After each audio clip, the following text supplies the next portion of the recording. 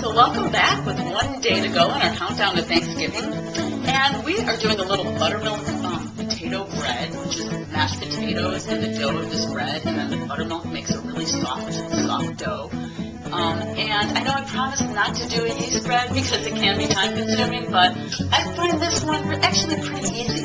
Show you how to mix it up, and then we'll just put it in the fridge and let it rise slowly for about a day and a half. Just punch it down a few times.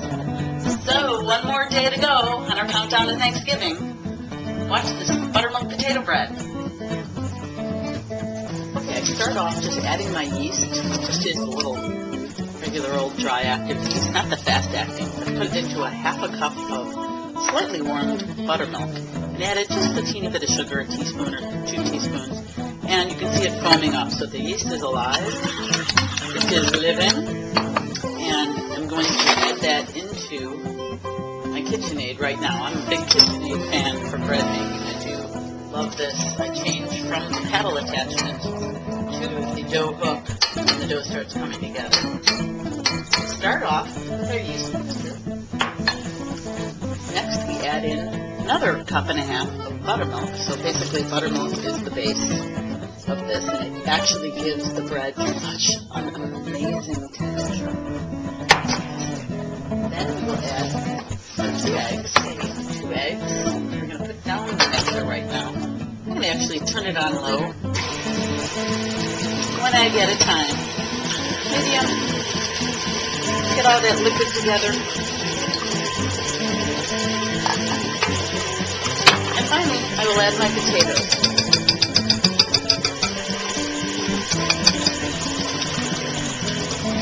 I pre-baked those potatoes just to have them because I knew I was going to be doing this dish. I'm going to turn that on high for a minute and get it all incorporated. Without slashing those potatoes through a ricer or use a masher on them, either way, I don't actually mind them a little bit chunky. But to make this real smooth, you would want to do that. And add a little salt, and actually a generous amount, a couple teaspoons of salt for a recipe like this. And then it will start adding my flour. About a cup at a time, slowly. Until it starts coming together, up to about 6-7 cups of flour. But as we all know with bread making, the amount of flour really depends on many, many things. The humidity, your mixer, the moisture level. So I started out with, this was about my good 3-cup start. And as you can see, the dough is getting sticky, but starting to come together. So I'm going to continue adding flour a cup at a time. Now at this point, I'll just leave the paddle attachment on, add a cup,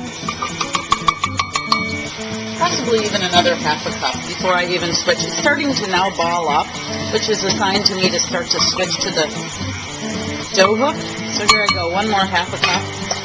I'm at about 4.5-5 cups. Now I'm going to switch to my dough hook. I will switch to the hook. I do love my KitchenAid. Had it for many, many years. Lock it, get that going again, and start adding the flour again. I have about 2 cups leeway. You got to kind of check out your dough and see how it's doing. So I'll get this cup in, and then I start trying to bring it together a little more.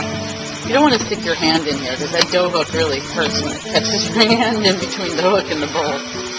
You can see I'm getting a nice dough ball coming together here, and it'll be a few more minutes of kneading. I'll show you what it should look like when you add a little more flour and it comes into a nice dough ball. So this dough is now really coming together like a ball of dough. It's not really sticking much. When you sprinkle another small amount of flour, you notice it's not really getting picked up by the dough. So that means you're ready to turn it out. I'd give it about 2 minutes of kneading just to smooth out the dough. And then we can turn it out onto a board and shape it. See, I was a little wrong there because now, as you can see, it's starting to stick again. So giving it that extra 2 minutes is like a kind of barometer, and that means I think I still need my last half a cup of flour, and I still need to push the dough off the sides back onto the dough hook. So you can't ever give an exact amount of time on a yeast dough. You also can't give an exact amount of flour, but you give a range, and then you got to use your judgment. When it starts balling like this, like I said before, then you knead then knead for 2 more minutes, and check out your status. So we'll give it a couple more minutes here. And kneading gives it a really great texture, but it also is your indicator of when you've added just enough flour. And now we're good. You can see that dough kind of wiggling around a little, not really sticking to the sides. I'm going to turn it out onto a cutting board with a little flour and shape it and let it rest in the fridge for a couple of days. There's the make-ahead part. So the dough's still a teeny bit sticky, but you have to remember, you want the dough to be a bit sticky, or else the spread will be very dense and very, very heavy. So a little stickiness is fine, but for the most part, it kind of feels like an earlobe. That's how I tell people. Put the stickiest part down onto the floured board. And we'll give it just a little, put your hand in a little dry flour. Give it a little knead, just a little kneading. Knead it a couple times, incorporate a bit more flour. And we're ready to take a very large bowl. This is going to grow a lot. This, by the way, is not too large. I am going to put my dough in this very large bowl. If you don't have one quite as big, that's okay. The reason I'm doing this is going to rise, and we're going to punch it, and rise, and punch it, literally, for anywhere from 24 to 48 hours. And that's the beauty of a yeast dough that you can throw in your fridge and just bake off. Maybe on the morning of Thursday, so it'll be a nice fresh loaf of bread. Actually, 2 loaves here. Just sprinkle it a bit, olive oil, around the sides of this bowl. I'm just drizzling alcohol on it. And I will kind of toss my dough around in it, very little bit here. And once it's kind of coated a little bit here, it's also not going to stick by adding the oil. Cover it with saran, kind of crisscross 2 pieces of saran, and that goes in the fridge. And just check on it every 4 to 6 hours. You don't have to wake up at night and check on it. Punch it down after it looks like it's getting at least 2 to 3 times the size. And every time it rises and you punch it down, it just develops more flavor. So you're buying flavor while you're buying. After the spread rises and you punch it down, like I just showed you, you can put it back in the fridge and let it rise again. I'm going to do that until tomorrow morning, where I'm going to take it out afterwards, put it on the counter, let it come to room temperature, and then cut it into 2 separate loaves.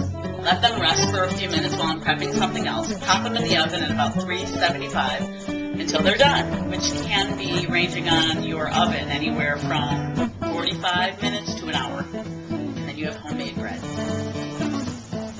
Okay, so that's how you put together this dough. It's a yeast bread, but it really doesn't require a lot of pampering. So that's what I love about it. It takes a little preparation in the beginning, and then it does its own job. So, one more day to go. There's a lot of activity in the kitchen today. We're preparing sweet potatoes, peeling, chopping. We are peeling all our vegetables for our root vegetable gratin, which I will show you later. And we're making a little bit of prep on the gravy. And the turkey's still browning. So 1 day to go, lots to do today, and then everything gets baked off tomorrow on Thanksgiving. Happy almost Thanksgiving. 1 day to go. Thanks for joining.